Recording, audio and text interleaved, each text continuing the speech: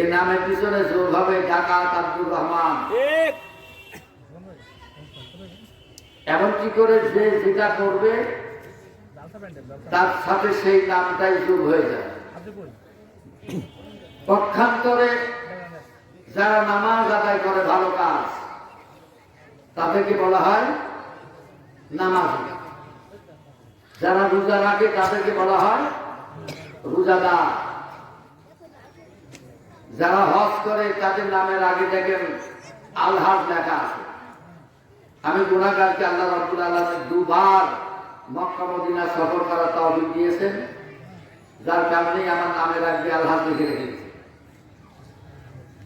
এমনকি করে অসংখ্য পরিচয় আমাদের আছে। আজকের মাহফিলে আমরা যখন এসেছি তখন কি পরিচয় নিয়ে এসেছি? আমরা সকলে হলাম মুসলমান। আমরা সকলেই কি আমরা মুসলমান পরিচয় নিয়ে এখানে ঢুকেছি। আল্লাহ রাব্বুল আলামিন আমাদের নামটা রেখে দিয়েছেন মুসলমান করে।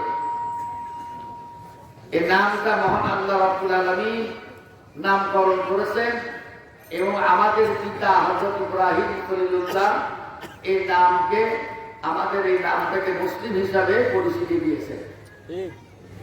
অন্যান্য ধর্মের যত নাম আছে ওদের ধর্মের নামটাও কোনো ঐশী বাণী নয়, আমাদেরটা হলো ঐশী বাণী মহান আল্লাহ রাব্বুল আলামিনের তরফ থেকে।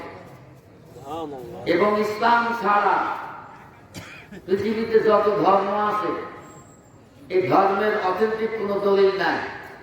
আমি কোনো ধর্মকে কটাক্ষ করে কথা বলছি না, আমি যুক্তির স্বার্থে কথা বলছি। যে সমস্ত ধর্মগুলি আছে এই ধর্মের কোনো অকাট্য কোনো প্রমাণাদি নাই। এবং যদি কোনো বই পুস্তকের তারা যদি প্রমাণ পেয়েই থাকে এই বইটাও কোনো ঐশী বাণী নয়, এই বইটাও আর একটা মানুষের রচিত বই। যেমন হিন্দুদের মহাভারত বলেন আর গীতা বলেন, এটা তাদের একটা রচিত বই। খ্রিস্টানদের পাদ্রীদের যেটা আছে এগুলো তাদের রচিত বই। খ্রিস্টানরা ইঞ্জিনের অধিকারী এবং তারাও খ্রিস্টান ঈসা আলাইহিস সালামের অনুসারী। এদেরকে বাতিল ঘোষণা করা হয়েছে বিশ্ব নবীজির আসার আগ দিয়ে। কোরআনের মধ্যে আল্লাহ তাদেরকে বাতিল ঘোষণা করেছেন, কিন্তু এর পরেও তারা সেই মরা দলিল নিয়ে মরা নামটা নিয়ে আগে পর্যন্ত চালিয়ে যাচ্ছে। কিন্তু আমাদের যে নামটা মুসলিম, আমরা যে মুসলমান, এটা নামকরণ করেছেন মহান আল্লাহ রাব্বুল আলামিন। এটা আমাদেরও সৃষ্টির অনেক আগেই এই নামটা আল্লাহ আমাদেরকে দিয়েছে। সুবহানাল্লাহ। আজকে আমরা সেই মুসলিম পরিচয় নিয়ে আমরা এখানে এসে পেরেছি, এই জন্য আরেকবার শুকরিয়া করি আলহামদুলিল্লাহ। ভাইরা আমার, আল্লাহ রাব্বুল আলামিন 18,000 মাখলুকাত সৃষ্টি করেছেন। 18,000 মাখলুকাতের মধ্যে আল্লাহ তাআলা আমাদেরকে শ্রেষ্ঠত্ব দান করেছে। সুবহানাল্লাহ বলবেন না? আমরা 18,000 মাখলুকাতের মধ্যে আমরা শ্রেষ্ঠ। শক্তিগত দিক থেকে যদি শ্রেষ্ঠত্ব প্রমাণ করে যদি তার নাম আখ্যায়িত করা হতো তাহলে পরে আগে হাতির নামটা আগে আসতো, অথবা তার উপরে আছে আসমান জমিন, এগুলির নাম শক্তির দিক দিয়ে আসতো। কারণ একটা আসমানের পাওয়ার জমিনের পাওয়ার এত বেশি যে এরা যদি বছরে একবার যদি মনে করে দুইজনে একটু মোলাকাত করবো তাহলে আমাদের অবস্থা কত দূর দাঁড়াবে আমরাই ভাবা দরকার। এত পাওয়ার তাদের।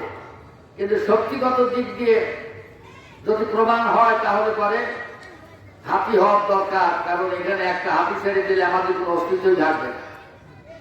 এরপর আর একটা প্রাণী আছে আকারে ক্ষুদ্র কিন্তু সকলে ভয় পায়, সেটা হলো সর্প, সাপ। এই মাহফিলের মধ্যে শুধুমাত্র যদি একটা সাপ ঢুকে পড়ে খালি একজন খবর দিবে সাপ ঢুকেছে, একটা বান্দাও থাকে। কথা ঠিক কিনা? তাহলে আমরা অন্যান্য জাতির কাছে আমরা দুর্বল, অন্যান্য জাতির কাছে আমরা কাবু। এর পরেও আল্লাহ তাআলা আমাদেরকে শ্রেষ্ঠত্ব দান করেছেন। এই শ্রেষ্ঠত্বগুলি কেন পাইলাম? এই শ্রেষ্ঠত্ব পাওয়ার পিছনে তিনটা প্রমাণ আছে। আওয়াজ দিয়ে বলা লাগবে, কয়টা প্রমাণ? তিনটা প্রমাণ। এক নাম্বার হলো সৃষ্টিগত দিক দিয়ে আমরা শ্রেষ্ঠ, সৃষ্টিগত দিক দিয়ে আমরা হলাম শ্রেষ্ঠ। আল্লাহ রাব্বুল আলামিন মানুষ ছাড়া পৃথিবীতে যত সৃষ্টি নিয়ে এসেছেন সকল সৃষ্টিকে আল্লাহ তাআলা শুধুমাত্র একটা শব্দ ব্যবহার করেছেন, সেটা হলো কুন, হয়ে যাও। কোন শব্দ দ্বারা সব সৃষ্টিগুলিকে সৃষ্টি করেছেন, কিন্তু মানুষ জাতিকে আল্লাহ কোন শব্দ দিয়ে বানায় নাই। সর্বপ্রথম সৃষ্টি হয়েছে পৃথিবী, এরপরে দ্বিতীয় নাম্বার সিরিয়ালে হলো ফেরেশতা, তৃতীয় নাম্বার সিরিয়ালে হলাম আমরা। ফেরেশতাগুলোকে সৃষ্টি করে ছেড়ে দিলেন, ওরা ইবাদত বন্দেগী করতে লাগলো, ইবাদত বন্দেগীতে মাশগুল। মহান আল্লাহ রাব্বুল আলামিন হাজার হাজার বছর ধরে এই অবস্থা চালালেন। হঠাৎ করে আল্লাহ রাব্বুল আলামিনের ইরাদা হয়ে গেল, এত বড় একটা বিশাল আসমান জমিন, এই পৃথিবীর ভিতরে একজন প্রতিনিধি বানানো দরকার, একটা জাতি যারা প্রতিনিধিত্ব করবে এদের বানানো দরকার। মহান আল্লাহ তাআলা ফেরেশতা মণ্ডলীদেরকে ডাকলেন। ফেরেশতাদেরকে ডেকে আল্লাহ তাআলা কোরআনের ভাষা বলতেছেন, ওয়াইদ ক্বালা রাব্বুকা লিল মালাইকাতি ইন্নী জাঈলুন ফিল আরদি খলিফা। আল্লাহ যখন ফেরেশতা মণ্ডলীদেরকে ডাকলেন, ডেকে বললেন, আমি জমিনের ভিতরে প্রতিনিধি বানাতে চাই, খলিফা বানাতে চাই। তাতে তোমাদের অভিপ্রায় কি, তোমাদের মতামতটা বলো। ফেরেশতারা বলতেছে, ক্বালু আতাজআলু ফীহা মান ইউফসিদু ফীহা ওয়া ইয়াসফিকুদ দিমা। তারা বলে উঠবে যে আপনি যাদেরকে সৃষ্টি করবেন, এদেরকে সৃষ্টি করলে এরা দুনিয়াকে মারামারি করবে, কাটাকাটি করবে, রাহাজানি করবে, খুন খারাপি করবে। ওয়া নাহনু নুসাব্বিহু বিহামদিকা ওয়া নুকাদ্দিসু লাক। আমরাই তোমার তাসবিহ করব, তোমার পবিত্রতা বর্ণনা করব, তোমার যত প্রশংসা আমরাই বলে বেড়াবো।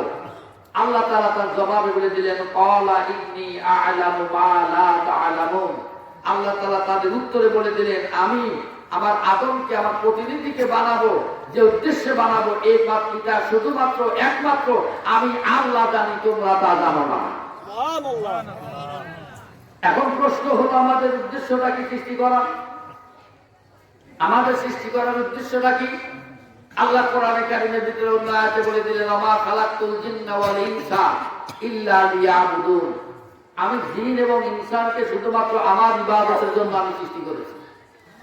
তাহলে আমাদের সৃষ্টিটা একটা কারণে, সেটা হলো আমরা ইবাদত বন্দেগী করব কার? আল্লাহর। কথা বলেন আমার সাথে, ইবাদত বন্দেগী করব কার? আল্লাহর। তাহলে ইবাদত বন্দেগীর যতগুলি তালিকা আছে, ইবাদত বন্দেগীর যত তালিকা আছে, এই তালিকার ভিতরে নামাজ একটা ইবাদত কিনা? ঠিক। নামাজ একটা বড় ইবাদত কিনা? কিন্তু আজকে আমার বাংলাদেশে মুসলমানের সংখ্যা গত দিক দিয়ে আমরা পড়া 90% হলাম আমরা মুসলমান। কিন্তু মসজিদে যখন আযান দেয়, আযান দেওয়ার পরে আমরা কত পার্সেন্ট মানুষ মসজিদে ঢুকি আর কত পার্সেন্ট মানুষ মসজিদ ছাড়া বাইরে থাকি। অথচ তাদেরকে যদি বলা হয় তুমি মুসলমান না, থাপ্পড় দিয়ে দাঁত ভেঙে ফেলি, ও মুসলমান থাকবে কিন্তু নামাজ পড়বে না। আচ্ছা, ওই মুসলমানকে যদি মুসলমান বলে ডাক দেওয়া হয়, তাহলে কি বলে ডাক দেওয়া হবে? বেনামাজি মুসলমান। কথা ঠিক কিনা? আর যদি রোজার সময় রোজা, রমজান মাসে যদি রোজা আসে, তাহলে রোজা সে রাখে না, দিনে বেলা খায় বেড়ায়, তাহলে এই মানুষটাকে আমরা কি বলবো? এটা হলো বেরোজগার মুসলমান। এরকম করে যে সমস্ত কাজকামগুলি আছে সবগুলি আমরা বাদ দিয়ে ফেলেছি, কোনোটাই করি না। কিন্তু একটা নাম আমাদের কাছ থেকে বড় বিপদে পড়ে গেছে, সেটা হলো আমরা যে মুসলমান, এই মুসলমান নামটা আমাদের গা থেকে ধুয়ে মুছে কোনোদিন নামতেছে না। কথা ঠিক না ভাই? একটা অমুসলিমও যদি এই বাংলাদেশে মারা যায়, একটা অমুসলিম নামাজ নাই, কালাম নাই, রাসূল বলেছেন মান তারাকা সালাতান মুতাআম্মিদান ফাকাদ কাফারা, যে ইচ্ছা করে নামাজ ছেড়ে দিবে সে কুফরি করলো। অথচ এই মানুষটা মারা গেলে এই বাংলাদেশে ওই কুফরি হালাতে যে ব্যক্তি জীবন যাপন করেছে, আমি মনে করি তার মৃত্যুটা হলো কুফরি হালাতে হয়েছে। এই অবস্থায় সে মারা গেলে ওই ব্যক্তির জানাজায় যত মানুষ হয়, একটা নামাজী জানাজায় কত মানুষ পাওয়া যায় না। নামে মুসলমান, কাজে নাই। আল্লাহ রাব্বুল আলামিন আমাদেরকে সৃষ্টি করেছেন কিসের জন্য? ওমা খালাকতুল জিন্না ওয়াল ইনসা ইল্লা লিয়াবুদুন। আল্লাহ বলেছেন মানুষকে আমি সৃষ্টি করেছি, জিন এবং ইনসানকে আমি কেবলমাত্র আমার দাসত্ব করার জন্য, গোলামি করার জন্য, আমার আইন মেনে চলার জন্য। কারণ আল্লাহর হুকুম, রাসূলের তরিকা অনুযায়ী জীবন যে চালাবে তাকে মুসলমান বলা যায়। আর যার ভিতরে আল্লাহর হুকুম, রাসূলের তরিকা নাই, রাস্তা নাই, অন্য রাস্তায় চলে, তরিকা খারাপ, আল্লাহর বান্দা হিসাবে পরিচয় দেয়, কিন্তু তরিকা কার? তরিকা হলো ইহুদি, খ্রিস্টান, লেনিন, তারপর আপনার হেগেল, মাওসেতুং, আইনস্টাইন, সমস্ত অমুসলিমদের আইনের উপরে প্রতিষ্ঠিত। অথচ সে নিজে পরিচয় দিচ্ছে আমরা মুসলমান। এই অবস্থার মধ্যে দিয়ে যদি সে মারা যায়, সমাজের ভিতরে এই সমস্ত লোকগুলি বেশি জানাজার লোক পায়, আর একটা নামাজি মানুষ জানাজার লোক পায় না। এখন প্রশ্ন হলো যে একটা অমুসলিম কায়দায় যদি কেউ মারা যায়, এই ব্যক্তিকে যদি জানাজা দেওয়া হয়, জানাজা শব্দের অর্থ হলো দোয়া। জানাজা শব্দের অর্থ কি? দোয়া করা। এখন সে জীবন ভরে কোনদিন দোয়া চায়ও নাই, দোয়ার কাজও করে নাই। এখন এই ব্যক্তির জন্য যদি দোয়া করা হয়, এবার আপনারাই ফতোয়া দেন, এই দোয়া কি তার কাজে লাগবে? আমি আমার ভাষায় বলে থাকি, চুম্বুক আকর্ষণ করে হলে লোহাকে। চুম্বুক আকর্ষণ করে কাকে? লোহাকে। কিন্তু যদি আপনি চুম্বুক নিয়ে পাথরের উপরে শোয়াই দিয়ে যদি লাঠিকে পিটায় বলেন যে দুজন এক জায়গায় হ, আর জীবনকাল পিটাবেন, কিন্তু লোহা চুম্বক কোনোদিন পাথরের সাথে এক হবে না। ও খালি বলবে আগে আমার সামনে লোহা দাও, তবে গা আমি, আমার সামনে লোহা দাও, তবে গা আমি তাকে আকর্ষণ বিকর্ষণ দেখাতে পারবো। আজকে এই দুনিয়াতে অমুসলিম কায়দায় মরে তারা আজকে জানাজা লোক বেশি বা দোয়া বেশি যেতে চায়, কিন্তু দোয়া একটাও কাজে লাগে না। দোয়া কাজের জন্য নিজে দোহা তৈরি হয়ে থাকতে হবে, তবে গা চুম্বুক আসতে পারে, আপনার আকর্ষণ হবে। অথবা নিজে চুম্বুক হয়ে থাকতে হবে, লোহা যাইতে লাগলে ধরে নিতে পারবেন। একটা বিশ্বের অন্য প্রান্ত থেকে যদি একটা মুসলিম বা মুসলিমদের জন্য যদি দোয়া করে, তাহলে এই দোয়া আল্লাহ রাব্বুল আলামিনের কাছে ওই ব্যক্তির জন্য কবুল হয়ে যায়। মুসলিমিন ওয়াল মুসলিমাত, জানাজার ভিতরে শেষের দিকে আসে না, ওয়াল মুসলিমিন ওয়াল মুসলিমাত ওয়াল মুমিনিন ওয়াল মুমিনাত, আছে না নাই? তাহলে ওই জায়গার ভিতরেই প্রমাণ হয় যে সে মুসলিম ছিল, তাই তার জন্য দোয়া করতেছি। আর সে যদি মুসলিম না হয়, তার জন্য দোয়া কাজে লাগবে না। জানাজা করতে পারে, এটা একটা সামাজিক নীতি ছাড়া কিছু নয়। ভাইয়ের আমার, আমি যে কথা বলতেছিলাম, আমরা তাহলে বোঝা গেল আমাদের সৃষ্টিটাই হলো কিসের জন্য? আল্লাহর ইবাদতের জন্য। ইবাদত হলো একটা আল্লাহর দেওয়া বিধান, রাসূলের দেওয়া তরিকা অনুযায়ী আমার এই বৈষয়িক জগতে যা যা করা দরকার সবগুলি যেন কোরআন এবং রাসূলের তরিকা অনুযায়ী হয়। এই অবস্থায় যদি হয়ে যায়, তাহলে আপনি একজন মুসলমান, আল্লাহ একটা আবেদ বান্দা পরিণত হয়ে যাবে। ইবাদত করতে পারলে সে আবেদ, আল্লাহর বান্দা হয়ে যাবে। আর আমরা এখানে যারা আসছি, কারোর নাম আব্দুর রহমান, কারোর নাম আব্দুর রহিম, আব্দুল মালিক, এই নামের কোনো দাম নাই। এই নামের কোনো দাম নাই। কারণ কিয়ামতের ময়দানে আল্লাহ রাব্বুল আলামিন একটা নামে ডাক দেবেন। এই নামেই যদি ওখানে যদি আমার নামটা উঠে যায়, তাহলে মনে করবেন আমার আপনার জন্য আল্লাহর জান্নাত অবধারিত হয়ে যাবে। সুবহানাল্লাহ। সেটা হলো কি? নাহনু ইবাদুল্লাহ, আমরা সকলে হলাম আল্লাহর গোলাম। আমরা সকলেই কি? আল্লাহর গোলাম। কারণ নামাজের মধ্যেও দাঁড়িয়ে আমরা বলি ইয়্যাকা না'বুদু ওয়া ইয়্যাকা নাস্তাঈন। প্রতি ওয়াক্ত প্রতি রাকাত নামাজে আমরা ওয়াদা করে বলি ইয়্যাকা না'বুদু ওয়া ইয়্যাকা নাস্তাঈন। তোমারই ইবাদত করি, তোমারই গোলামি করি, তোমার কাছে সাহায্য চাই। তাহলে এই জায়গার ভিতরে নিজের গোলামিটা আমি আল্লাহর কাছে সমর্থ করে দিলাম এবং আমি গোলাম হিসাবে স্বীকৃতি দিয়ে দিলাম, আমি তোমার গোলাম। কারণ বিশ্ব নবী জনাবে মুহাম্মদ রাসূলুল্লাহ সাল্লাল্লাহু আলাইহি সাল্লাম তিনি গোলাম হিসাবে আল্লাহর কাছে বড় মর্যাদা পেয়ে যাবেন, আল্লাহর গোলাম হিসাবে পাবেন। একদিন হযরত হাসান রাদিয়াল্লাহু তাআলা আনহু এবং ওমরের সন্তান আব্দুল্লাহ এক মাঠে খেলতেছিল। এক পর্যায়ে হাসান রাদিয়াল্লাহু তাআলা আনহু একটু মেজাজটা গরম করে ওমরের ছেলেকে একটা গালি দিয়েছিল। আমাদের দেশের ভাষা দিয়ে গালি নয়, হ্যাঁ আরবি ভাষা দিয়ে গালি দিয়েছিল। সে গালি ভিতরে বলেছে যে গোলামের বেটা গোলাম, গোলামের বেটা আব্দুল্লাহ ইবনে গোলাম, মানে তুই গোলামের বেটা গোলাম। এইটা আব্দুল্লাহ ব্রেনে রাখছে এমন একটা সময়, যে সময় হযরতে ওমর রাদিয়াল্লাহু তাআলা প্রেসিডেন্ট। আব্দুল্লাহ গিয়ে ওমরের কাছে কান্নার স্বরে যায়, নালিশ করেছে, আমিরুল মুমিনিন আমি আপনার কাছে সন্তান হিসাবে আসি নাই, আমি আসছি এই সমাজের একটা নাগরিক হিসাবে। আপনার কাছে আমার আর্জি হলো যে হুসাইন একজন গরিবের সন্তান, যার একদিন রাঁধলে পর আর একদিন খাবার থাকে না ঘরে, এমন একটা গরিব অসহায় মানুষের সন্তান আমাকে একটা গালি দিয়েছে, গালিটা আমি সহ্য করতে পারছি না, গালিটা হলো গোলামের বেটা গোলাম, এই বিচারটা আপনারা করে দিতে হবে। হযরত ওমর রাদিয়াল্লাহু তাআলা আমি বিচার করতে রাজি হয়ে গেলেন। সাহাবায়ে কেরাম রাদিয়াল্লাহু তাআলা আলাইহিম আজমাইন এই খবরটা শোনার পরে সকলেই ওমরের কাছে যা করজোর ওমরও করতেছে, কারণ ওমরের বিচারটা হলো অন্যরকম। ওমরের বিচারটা হলো খাবের মধ্যে থেকে তরবারি বের করতে দুনিয়া থেকে আলাদা করে দেওয়া, এই ওমরের বিচারটা। এখন এই মুহূর্তে যার বিচার করতে যাবে হযরত হাসান রাদিয়াল্লাহু তাআলা, যার গলাতে তার দেহের ভিতরে আল্লাহর নবীজির অসংখ্য চুম্বন মাখা আছে, সেই একজন মানুষটাকে, এই সন্তানটাকে বেহেশতি একটা, যিনি বেহেশতের লিডার, যিনি আল হাসান ওয়াল হুসাইন সাইয়্যিদা শাবাবি আহলিল জান্নাহ, হাসান হুসাইন যিনারা জান্নাতের লিডার হবে, যার মাথা থেকে পা তালু পর্যন্ত বিশ্বনবীজির ললাটে বিশ্বনবীজি চুম্বন দিয়েছেন, এই একটা সন্তানকে হযরত ওমর হত্যা করে ফেলবে, এটা মানা যায় না। হযরত ওমরের কাছে গিয়ে বলতে আমিরুল মুমিনিন আমার তরফ থেকে আপনার কাছে অনুরোধ হলো, একটু মেহেরবানি করে গিয়ে এই বাচ্চা ছেলেরা একটু যা বলা বলি করেছে একটু মাফ করে দেওয়া যায় না। হযরত ওমরের বক্তব্য হলো বিচার না করে কোনো পাওয়া হবে না। সারা মক্কা মদিনায় একটা আলোড়ন পড়ে গেছে, ওমর বিচার করবে হাসানের, আর ওমর বিচার করলে নির্ঘাত তরবারি দিয়ে তাকে দ্বিখণ্ডিত করে ফেলবে। যত কিছুই করুক, কোনো কথা না শুনে হযরত ওমর রাদিয়াল্লাহু তাআলা সমুদ্র রাখলেন, সকলকে দাওয়াত দিলেন।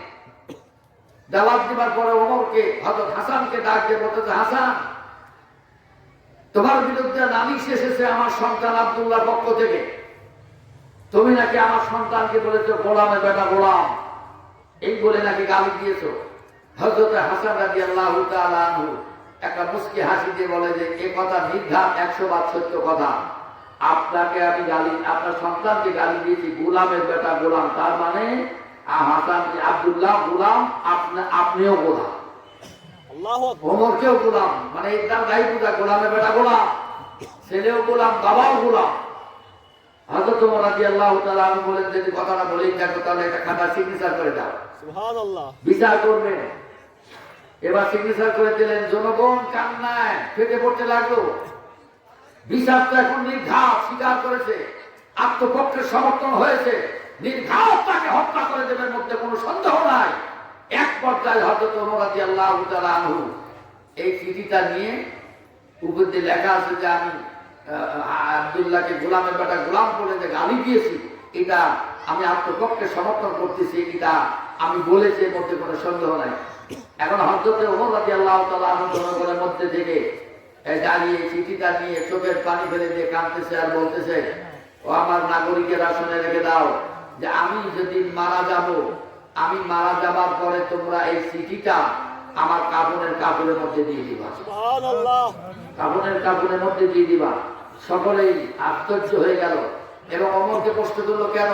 ওমর রাদিয়াল্লাহু তাআলা আনহু বলতেছেন, তো আমার নাগরিকরা শুনে রাখো, আমি বড় পাপী, আমি বড় গুনাহগার। কাল কিয়ামতের ময়দানে এই চিঠিটা আমার জন্য নাজাতের কারণ হতে পারে। কাল কিয়ামতের ময়দানে আল্লাহর কাছে আমি ডাক দিয়ে বলবো, আল্লাহ, আল হাসান ওয়াল হুসাইন সাইয়্যিদা শাবাবি আহলিল জান্নাহ, যে হাসান হুসাইনকে আল্লাহ তুমি জান্নাতের সার্টিফিকেট দান করে দিয়েছো, একজন জান্নাতি মানুষ আমাকে সার্টিফাই করেছে আমি নাকি আল্লাহর গোলাম, আমি নাকি বিশ্ব নবীজির গোলাম। আল্লাহ তুমি এইটা কবুল করে আমাকে জান্নাতের মধ্যে একটু জায়গা করে দিও আল্লাহ। সুবহানাল্লাহ। গোলাম হওয়া লাভ না লস? লাভ। তাহলে আমরা নাহানো ইবাদুল্লাহ, আমরা সবাই হলাম আল্লাহর গোলাম। আল্লাহর গোলাম। আমরা সবাই কার গোলাম? আল্লাহর গোলাম। এবং বিশ্ব নবীজির যত নাম, রহমান বলেন, রাহিম বলেন, এবং বিশ্ব নবীজি আপনার হাবিব বলেন, আল্লাহ রাব্বুল আলামিনের কাছে সবচাইতে প্রিয় নাম হলো আল্লাহর গোলাম। করে বলেন সুবহানাল্লাহ। সুবহানাল্লাহ। যুক্তি দেব প্রতিটা কথা। বিশ্ব নবী আমার যেই মুহূর্তে তিনি হজে যেই মুহূর্তে তিনি মেরাজে যাবেন, বিশ্ব নবী তার চাচাতো বোন তার ঘরের ভিতরে অবস্থান করতেছিলেন। সেখান থেকে হযরত জিবরাইল আমিন এসে তাকে উঠাই নিয়ে চলে গেল এবং আবে দমদমের পানি দিয়ে গোসল ও ওযু করাইয়া সেখান থেকে লম্বা কথা আল্লাহ রাব্বুল আলামিন যখন রাসূলকে নিয়ে যান, ওই মুহূর্তে আল্লাহ তাআলা তার ভাষায় বলেছিলেন, সুবহানাল্লাযী আসরা বিআবদিহি লাইলাম মিনাল মাসজিদিল হারাম। ওই বরকতপূর্ণ আল্লাহ যিনি আসরা বিআবদিহি, যিনি পরিভ্রমণ করাইছেন তার গোলাম মুহাম্মদুর রাসূলুল্লাহকে। সুবহানাল্লাহ। এখানে বিশ্বনবীকে আল্লাহ তাআলা হাবিব বলতে পারতেন, মুহাম্মদ বলতে পারতেন, কারণ আল্লাহ নবীর সবচাইতে শ্রেষ্ঠ সফর হলো আল্লাহর সাথে দিদার করা মেরাজ। কথা ঠিক না ভাই? এর চাইতে বড় সফর আর হতে পারে না। সেই মুহূর্তে নবী হলেন আল্লাহর শ্রেষ্ঠ মেহমান, আর শ্রেষ্ঠ মেহমানকে একটা শ্রেষ্ঠ ভাষা দিয়ে ডাকা উচিত ছিল, কিন্তু আমার আল্লাহ ডাক দিলেন গোলাম বলে। তার মানে হলো গোলামই হলো আল্লাহর কাছে শ্রেষ্ঠ ভাষা। চিল্লায়া বলেন আল্লাহু আকবার। আল্লাহু আকবার। আল্লাহর কাছে বিশ্ব নবী হলে গোলাম।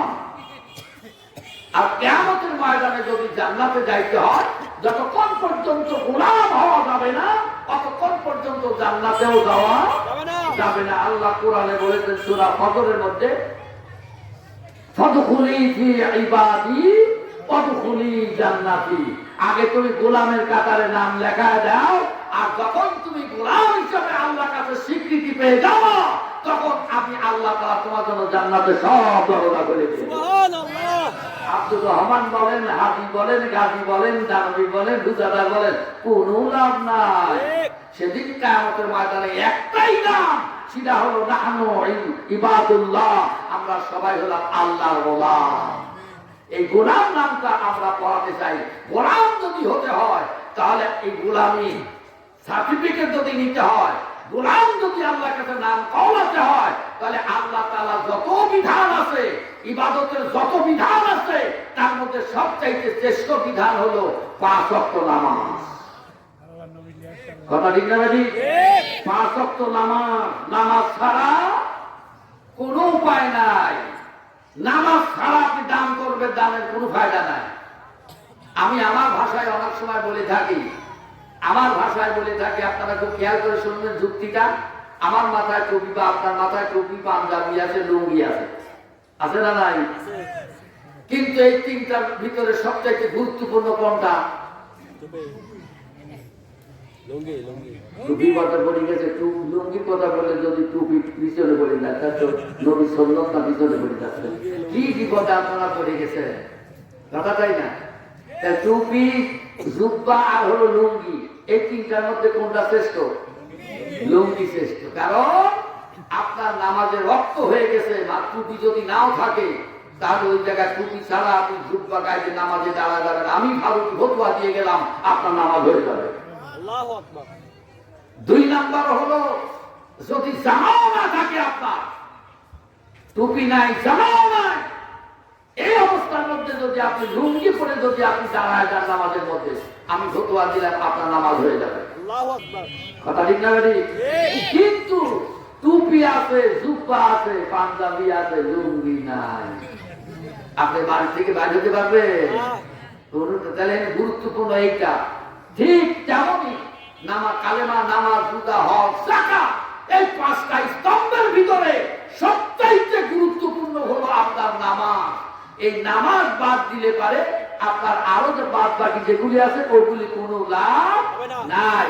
নামাজ হলো আপনার 5টা স্তম্ভের ভিতরে, এটা হলো জড়, আর ওইগুলি উপরে এগুলি হলো শাখা প্রশাখা, আর ওইগুলি বেঁচে থাকে নামাজের কারণে। কথা কি বুঝাতে পেরেছি?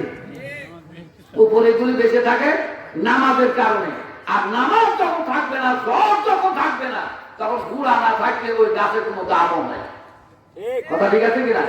তাহলে আমরা 5 ওয়াক্ত নামাজ পড়বো, এই ব্যাপারে আমরা কি একমত? একমত। হ্যাঁ রে, কি বিপদে হুজুর ফেলাইতে হবে। হ্যাঁ, কারণ আমরা 5 ওয়াক্ত নামাজ পড়বো, এই ব্যাপারে কি একমত? একমত।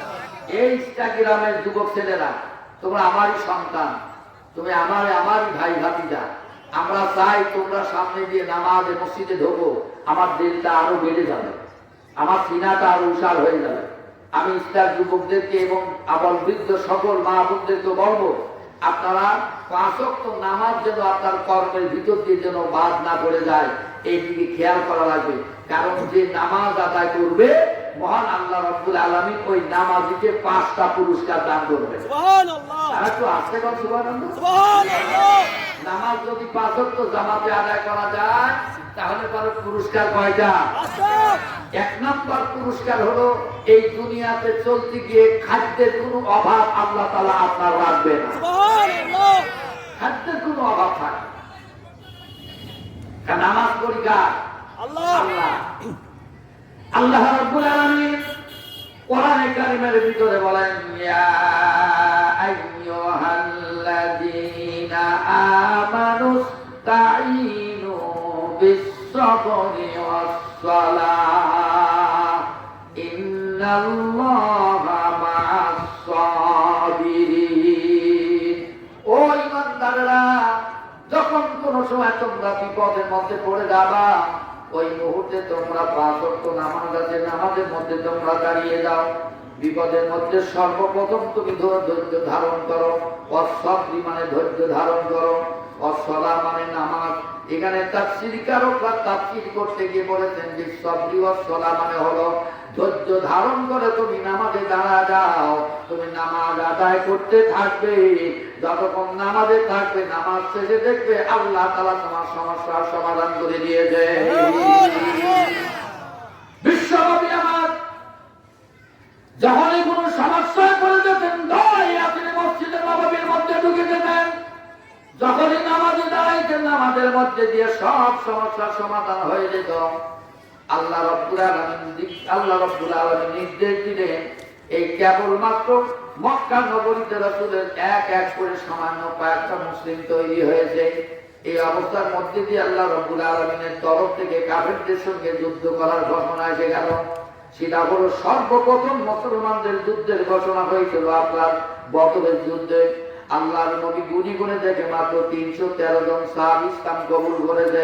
বিশ্ব নবী আমার সঙ্গে সঙ্গে নামাজে দাঁড়ান, আল্লাহর কাছে ডাকতে বলে, আল্লাহ বড় কষ্ট করে আমি মক্কাতে কেবলমাত্র 313 জন সাহাবীকে আমি মুজাহিদকে আমি বানিয়েছি, আর তারা হাজার হাজার কাফের।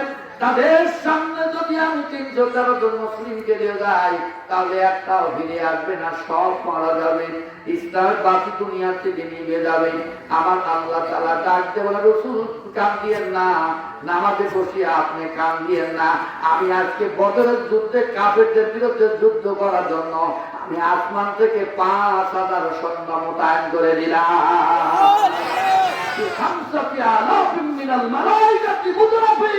আল্লাহ বলেন, আমি আসমান থেকে 5000 সৈন্য দিয়ে সেদিন প্রথম পর্যায়ে যুদ্ধে আমি মুসলমানদেরকে বিজয় দিয়েছিলাম। করে সুবহানাল্লাহ। বিশ্ব নবীর আজ্ঞা বলে, ও মুসলমানেরা শুনে রেখে দাও, তোমরা জিহাদের ময়দানে চলে যাও। সকল মুসলমানেরা জিহাদের ময়দানে চলে গেলেন। কাফেরদের দেখে তারা বড় ভীত সন্ত্রস্ত হয়ে গেল। এমন সময়ের ভিতরে মুসলমানরা ডাকতে বলে, নবী গো, আমরা তো মাত্র কয়েকজন। আল্লাহ নবী রণকৌশলধারী ছিলেন, তিনি বলে দিলেন, যুদ্ধের ময়দানে যাইয়া বেশি বেশি করে চূড়া বানাবা আর লেট্রিন বানাবা কম। কারণ চূড়ার ভিতরে কোনো কিছু দেওয়ার দরকার নাই, ব্যাগ তুলে যে মাত্র পানি জাল দিতে থাকবা। কাফের বেঈমানেরা দেখতে থাকবে যে কতগুলি ব্যাগ জ্বলতেছে, নিশ্চয়ই কতগুলি তারা মুজাহিদ আছে, কত মুজাহিদ জানে আছে, তারা টের পাবে না। আর লেট্রিন কম বানাবা, লেট্রিনের চাপ শুরু হলে লাইন ধরবে, ওরা মনে করবে লাইনের পর লাইন, দুপুর পর্যন্ত লাইন চলবে। কাফেররা দেখে বুঝবে এত বড় লাইন, আল্লাহ জানে ওরা আরো কত আছে। আল্লাহু আকবার। যুদ্ধের রণকৌশল এটা বিশ্বনবীজি ছিল। এই অবস্থার মধ্যে দিয়ে যুদ্ধ রাসূল সাল্লাল্লাহু আলাইহি ওয়াসাল্লাম চালিয়ে আল্লাহ তাআলা তাদেরকে বিজয় দিয়েছে। যখনই ময়দানে গেছে তারা তাওয়াক্কুল করেছে কার উপরে? আল্লাহর উপরে। আরো আসতে কম আল্লাহর উপরে। তাওয়াক্কুল যদি করতে হয় একমাত্র কার উপর করা লাগবে? আল্লাহর উপরে তাওয়াক্কুল করে চলে যাবেন। আপনি নামাজের মধ্যে দিয়ে নামাজে দাঁড়াবেন, দেখবেন আল্লাহ তাআলা সব ফয়সালা করে দিয়ে দিবেন। সুবহানাল্লাহ। তাহলে ৫ ওয়াক্ত নামাজ যদি জামাতে আদায় করা যায় তাহলে পারে কয়টা পুরস্কার? ৫টা পুরস্কার। ১ নম্বর পুরস্কার হলো এই দুনিয়াতে কোনো খাদ্যের অভাব হবে না। ২ নম্বর হলো এই দুনিয়াতে সবচাইতে বড় আতঙ্কিত একটা ঘটনা, মানুষের মৃত্যুর যন্ত্রণা এত কঠিন। এই কঠিন যন্ত্রণার বর্ণনা নবীজি দিতে গিয়ে নবী আমার নিজেই বেহুশ হয়ে গিয়েছিলেন। ২ নাম্বার বর্ণনা দিতে গিয়ে নবী বলেছেন যে নামাজ যদি ৫ ওয়াক্ত আদায় করে তাহলে তার জীবনে কোনোদিন মৃত্যুর যন্ত্রণা হবে না। বিশ্ব নবী আমার যখন মধ্যে মৌতে মুবতালা হলেন, আপনারা জানেন মৃত্যু যন্ত্রণা কত কঠিন। যারা মারা গেছে তারা জীবনে জিন্দা হয় বর্ণনা করতে পারে নাই, কিন্তু একজন পয়গম্বর একজন আল্লাহর ওলিকে স্বপ্নের ভিতরে বর্ণনা করেছিলেন, যিনি ছিলেন একজন আল্লাহর জলিলুল কদর পয়গম্বর। আল্লাহর পয়গম্বর মুসা কালিমুল্লাহ যখন ইন্তেকাল করলেন, ইন্তেকাল করার পরে বনি ইসরাইলের একজন আল্লাহর ওলি হঠাৎ করে স্বপ্নের ভিতরে মুসা কালিমুল্লাহর সঙ্গে সাক্ষাৎ হয়ে যায়। এবার ওলি চিন্তা করলেন একজন পয়গম্বরের সঙ্গে যখন সাক্ষাৎ হয়ে গেল তখন মুসা কালিমুল্লাহরে ডাক দিয়ে বলে, নবী আল্লাহ, আপনার সাথে যখন আমার সাক্ষাৎ হয়ে গেল তখন আপনাকে আমার একটা প্রশ্ন ছিল। প্রশ্ন হলো যে আপনার জানটা যখন আল্লাহ নিয়ে যায় ওই মুহূর্তে আল্লাহ আপনার সাথে কেমন ব্যবহার করেছে? ওলি বর্ণনা করে, আমি যখন মুসা কালিমুল্লাহ এই প্রশ্নটা করলাম এমন সময় আমি লক্ষ্য করে দেখলাম আমার চক্ষু দিয়ে দরদর করে পানি বাড়ায়। মুসা কালিমুল্লাহ ডাক দিয়ে বলে, নবী আল্লাহ, আপনি কাঁদবেন কেন? মুসা কালিমুল্লাহ ডাক দিয়ে বলে, ওলি তুমি যে প্রশ্ন করেছো না কাঁদা উপায় নাই। আমি আল্লাহ তাআলার একজন জলিল কদর পয়গম্বর, যে আল্লাহ সরাসরি তুর পাহাড়ে আমার সঙ্গে কথা বলেছেন। আমি আল্লাহর একজন এত নিকটের পয়গম্বর, কিন্তু যখন মালাকুল মউত এসে আমার জানটা কবজ করে নিয়ে যায় ওই মুহূর্তে আমার কেমন মনে হয় যে শুনে রাখো, একটা জীবন্ত মানুষের দেহের ভিতরে যদি ১০০টা ধারালো তীর ঢুকায় দেওয়া হয় আর ওই জীবন্ত অবস্থায় যদি ১০০টা তীর টান দিয়ে বের করা হয়, এবার বলি তুমি বলো তো সেই মানুষটার কেমন মনে হবে? এই কথা বলার পরে আল্লাহ ওলি বলেন এটা বর্ণনা করা যায় না। মুসা কালিমুল্লাহ বলেন, ওলি মৃত্যু যন্ত্রণা এত কঠিন, আমার কাছ থেকে ১০০টা তীর ঢুকানো হয়েছে দেহের ভিতরে, আবার ১০০টা তীর আমার জীবন্ত অবস্থায় টান দিয়ে বের করা হয়েছে। যেই কষ্টটা হয়েছে আমি মুসা কালিমুল্লাহ জীবনটা নেবার সময় এত কষ্ট অনুভব করেছি। আবার তাই আমি মৃত্যু যন্ত্রণা সম্বন্ধে আপনাদের দরবারে বলতে চাই, একদম জলিল কদর পয়গম্বরের জন্য যদি এই ঘটনা হয় তাহলে পরে আমরা সামান্যতম একজন গুনাহগার বান্দা, এই গুনাহগার বান্দার জানটা যখন আল্লাহ নিয়ে যাবে ওই মুহূর্তে জানি কোন অবস্থা দাঁড়াবে বর্ণনা করা যায় না। এই অবস্থার ভিতরে আমার নবী যখন মর্যে মৌতে মুবতালা হয় ওই মুহূর্তের ভিতরে বিশ্ব নবী যখন মুবতালা হয় ওই অবস্থার ভিতরে মালাকুল মউতকে আল্লাহ তাআলা বলে দিলেন, মালাকুল মউত, দুনিয়ায় তুমি যত মানুষের যত জীব তুমি মৃত্যুবরণ করিয়েছ, কিন্তু সকলের সঙ্গে যে ব্যবহার করেছে আমার নবীর সঙ্গে সেই ব্যবহার করা যাবে না। আমার নবী যে দুনিয়া থেকে যদি আসতে চায় তাহলে অত্যন্ত আদবের সঙ্গে তার জানটা কবজ করবা। এমন সময় হযরত জিবরাইল এসে সালাম দিয়ে বললেন, আল্লাহু ইয়াকরাউকা সালাম, ও নবী আল্লাহ রাব্বুল আলামিন আপনারে সালাম জানিয়েছে। সুবহানাল্লাহ। বিশ্ব নবী আমার বুঝা বাকি রইল না, আমাকে আজ থাকা যাবে না। এমন সময়ের ভিতরে নবী আমার ডাক দিয়ে বলে, ও জিবরাইল, মহান আল্লাহ তাআলা সালাম দিয়েছেন, দাওয়াত দিয়েছেন, আমার আপত্তি নাই। কিন্তু এই দুনিয়ার জগতে আল্লাহ তাআলা যত পয়গম্বর বানিয়েছেন, পাঠিয়েছেন, সকল পয়গম্বরের ভিতরে আল্লাহ তাআলা আমাকে রহমাতাল লিল আলামিন ঘোষণা করেছেন। আমি এমন একটা রহমতের নবী, আমার দিকে যদি কেউ ঈমানের দৃষ্টিতে তাকায়, আল্লাহ তাআলা তার গুনাহ মাফ করে দেয়। নবী আমার বর্ণনা করেন, সাহাবীরা, জিবরাইল, আমি নবী যদি একটা মরা গাছের তল দিয়ে চলে যাই, ওই মরা গাছটা জিন্দা হইয়া ফুলে ফুলে ফল ধারণ করে দেয়। আমি নবী যদি একটা শুকনা নদীর কিনারা দিয়ে হেঁটে যাই, ওই নদীকে আল্লাহ তাআলা বন্যা বহায়া দেয়। আর আমি নবী যদি এক রাস্তা দিয়ে হাঁটি, ওই রাস্তার ভিতরে 40 দিন সুঘ্রাণ থেকে যায়। এমনটি করে নবী আমার তার জীবনের সমস্ত কথাগুলি বললেন। এত বরকতের নবী, এই দুনিয়ার জগতে আমার একটা সাহাবী আমার হুকুমের বাইরে যায় না। আমার এক একটা সাহাবী আমাকে না দেখে তাদের জীবনে ভালো লাগে না। সুতরাং আমি নবী দুনিয়া থেকে বিদায় নিয়ে চলে গেলে আমার এতিম উম্মতের কি অবস্থা দাঁড়াবে? আমার উম্মতেরা সব এতিম হয়ে যাবে।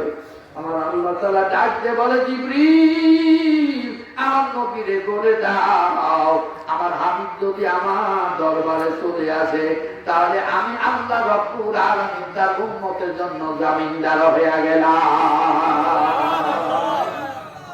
আমরা এখন আল্লাহর জামিনে আছি। আল্লাহু আকবার বলে। বিশ্ব নবী আমাদের জন্য কাঁদতেছে, আর আমরা আছি হলো কার জামিনে? আল্লাহর জামিনে আছি। বুঝতে পারলেন রাসূলের দুনিয়া থেকে বিদায় হয়ে যেতে হবে। আল্লাহর পয়গম্বর সেই মুহূর্তে বললেন, আমি আল্লাহর ডাকে সাড়া দিতে রাজি আছি। মালাকুল মউত যাইয়া কোনো কিছু করে নাই। শরীরের যত পাওয়ার, মালাকুল মউতের যে কি পাওয়ার, এই সমস্ত পাওয়ার গুলি নিজে কন্ট্রোল করে তার কনিষ্ঠ আঙ্গুলটা খালি একটু বুকের পা চাপিয়ে দিয়েছে, তা ধরে রেখেছে, শক্তি দিয়ে ধরে রেখেছে। বিশ্বনবী কাঁদতেন। আজরাইলকে ডাকতে বলে, আজরাইল, তুমি আমার মুখের উপরে কি চাপিয়েছ? আজরাইল কসম করে বলে, আল্লাহর কসম করে বলি, আমার শরীরের সকল শক্তি আমি কন্ট্রোল করে আমার কনিষ্ঠ আঙ্গুলখানা আপনার বুকের উপরে চাপিয়ে দিয়েছি। আমার নবীজি ডাক দিয়ে বলতেছেন, ও আজরাইল, কথা মনে হয় ঠিক হইল না। আমার মনে হচ্ছে যেন তুমি আমার পাহাড়ের উপরে বহুত পাহাড়ের মতন পাহাড় সরিয়ে দিয়েছো। এইটাই যদি মৃত্যু যন্ত্রণা হয় রে আজরাইল, তাহলে যত মৃত্যু যন্ত্রণা আছে সব যন্ত্রণা আমারে দিয়ে দাও, আমার উম্মতের দেওয়া যাবে না। উম্মত দরদি নবী একটাই, উম্মত দরদি নবী একটাই। তার জীবন ভরে চিন্তা হলো উম্মতের চিন্তা। উম্মত ছাড়া তিনি কিছু বোঝেন। বিশ্ব নবী আমার যখন মধ্যে মুক্তরা হইয়া যায়, মা ফাতেমা কান্নায় ফেটে বলেন। কান্না সহ্য করতে না পেরে নবী আমার ডাক দিয়ে বলে, ফাতেমা, আসো, তুমি আমার কাছে আসো। আস্তে করে কাছে ডেকে নিয়ে মা ফাতেমার মুখ কানের সঙ্গে মুখটা লাগায়। বিশ্ব নবী আমার আস্তে করে ডাক দিয়ে বলে, ফাতেমা রে, কান্দিও না, আমি যেই জগতে রওনা দিলাম, অল্প কিছুদিন পরে তুমিও দুনিয়া থেকে চলে আসবে গো মা। তবে আমি কথা দিলাম, কিয়ামতের ময়দানে কোন নারী যদি আগে জান্নাতে যায়, আমি নবী তোমাকে আগে আল্লাহর জান্নাতে দিয়ে দেব। বিশ্ব নবীর এই কথা শুনিয়ে মা ফাতেমার মুখে হাসি এসে গেল। আম্মা জানা সিদ্দিকা দূর থেকে তাকায় দেখে ফাতেমা কাঁদতে কাঁদতে হঠাৎ হেসে দিল। ফাতেমার কাছে দেখে নিয়ে ডাক দিয়ে বলে, নবী কি কথা জানি বললেন, তুমি কাঁদতে কাঁদতে হাসতে গো মা ফাতেমা, তোমার কারণটা কি আমাদের বলা যাবে? আল্লাহ রাসূল আগেই বলেছিলেন, ফাতেমা খবরদার এই কথা কাউকে বলবা না। বিশ্ব নবী আমার ইন্তেকাল হয়ে গেলেন। বেশ কিছুদিন পরে হঠাৎ করে আম্মাজান আয়েশা সিদ্দিকা মনে মনে আছে এই কথাটা জানার জন্য আম্মাজান ফাতেমা জোহরার মাথা শিরোনি করতেছিলেন। শিরোনি করে দিতে দিতে হঠাৎ করে আয়েশা সিদ্দিকা ডাক দিয়ে বলে, না ফাতেমা, আমার নবীজি বলেছেন কাল কিয়ামতের ময়দানে যদি কোনো নারী আগে জান্নাতে যায় তাহলে আমি আয়েশা সিদ্দিকা আগে জান্নাতে যাব। বলার সঙ্গে সঙ্গে ফাতেমা কেঁদে দিলেন। আম্মাজান আয়েশা ডাক দিয়ে বলে, মা তুমি কাঁদো কেন? তাহলে কি আমার আব্বা মিথ্যা কথা বলেছে? নাউযুবিল্লাহ। কি কথা বলেছে কথাটা বলো। আসল কথাটা শোনার জন্য আয়েশা সিদ্দিকায় টোকা মারলেন। আম্মাজান ফাতেমা জোহরা রাদিয়াল্লাহু তাআলা আনহা বলেই ফেললেন যে আল্লাহ রাসূল, আমার আব্বা যেদিন দুনিয়া থেকে চলে যায় আমার কানে কানে ডাক দিয়ে বলেছিল, ফাতেমা, কিয়ামতের ময়দানে যদি আগে কোনো নারী জান্নাতে যায় তাহলে সর্বপ্রথম তোমাকে জান্নাত উদ্বোধন করব। ফাতেমা আয়েশা সিদ্দিকা ডাক দিয়ে বলে, ফাতেমা, তোমার আব্বার কথাটাই ঠিক, তোমার কথাটাই ঠিক। কারণ হলো তোমার আর আমার সম্পর্কটা হলো অন্যরকম। আমার সম্পর্ক বিশ্ব নবীর সাথে হলো বৈবাহিক সম্পর্ক। তালাক দিলে আমি বিচ্ছিন্ন হয়ে যাব। কিন্তু ফাতেমা, তোমার আব্বার কাছ থেকে বিচ্ছিন্ন হওয়ার কোনো কারণ নাই। কারণ তুমি হলো রক্তের সম্পর্ক, বিশ্ব নবীর আওলাদে রাসূল। ও ফাতেমা, আওলাদে রাসূলের যে কত মর্যাদা, আমার তোমার মাথার যতগুলি চুল আছে গো ফাতেমা, তোমার একটা চুলের মর্যাদা আমি আয়েশার জিন্দেগীর সমস্ত আমল উঠায় দিল হবে না। আম্মাজান আয়েশা আসল কথাটা জেনে ফেললেন। আমি যে কথাটা আপনাদের কাছে আমি বুঝাতেছিলাম সেটা হলো 2 নম্বরে 5 ওয়াক্ত নামাজ আদায় করলে 2 নম্বর পুরস্কার কি রে বাবা? ওয়াজ শুনতে এসে আমি এক একটা কথা ব্যাখ্যা এত দূর থেকে টেনে টেনে আনতেছি আর 5টা কথা মনে রাখবে, 5টা কথা মনে রাখতে পারবে। 2 নম্বর পুরস্কার নামাজ পড়লে বা 2 নম্বর পুরস্কার কি তাই বলতেছিলাম নাকি? আমি যখন পর্যন্ত ওয়াজ না বুঝতে পারছি চলে যান তো আমি চলে যাই, বয়স হয়ে গেছে আর ওয়াজ করতে ভালো লাগে না। 2 নম্বর পুরস্কার হলো একজন নামাজি ব্যক্তি যখন মারা যাবে ওই ব্যক্তির মৃত্যুর কোনো আযাব হবে না। এই কথাটা মনে রাখতে পারা যায় না? 5 ওয়াক্ত নামাজ আদায় করলে কয়টা পুরস্কার? আওয়াজ দিয়ে বলেন কয়টা পুরস্কার?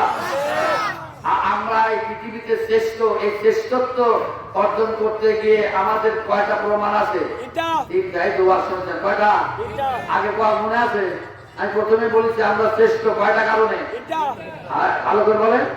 3টা কারণে শ্রেষ্ঠ। আমি কিন্তু শ্রেষ্ঠ 3টা কারণে শ্রেষ্ঠ এই কারণগুলি বর্ণনা করার জন্যই এত কথা শুকাচ্ছি। লাস্টে ওই 3টা কারণের শ্রেষ্ঠত্ব বর্ণনা দিয়ে আমার অশেষ করে দেবো।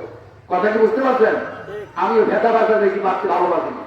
একটু জিজ্ঞেস করেন লা ইলাহা ইল্লাল্লাহ, লা ইলাহা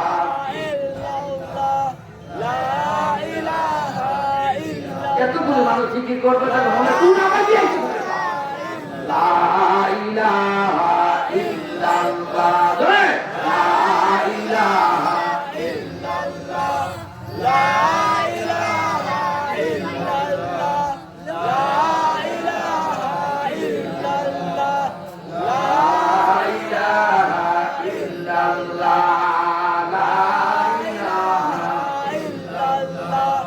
লা ইলাহা ইল্লাল্লাহ, লা ইলাহা ইল্লাল্লাহ, লা ইলাহা ইল্লাল্লাহ মুহাম্মাদুর রাসূলুল্লাহ সাল্লাল্লাহু তাআলা আলাইহি ওয়াসাল্লাম। কথা বলার সাথে সাথে বাইকে উঠবেন। কথা রাজি আছেন? কথা বলতে যেটা বলবো বাইকে উঠবেন, লড়াচড়া দিয়ে উঠবেন।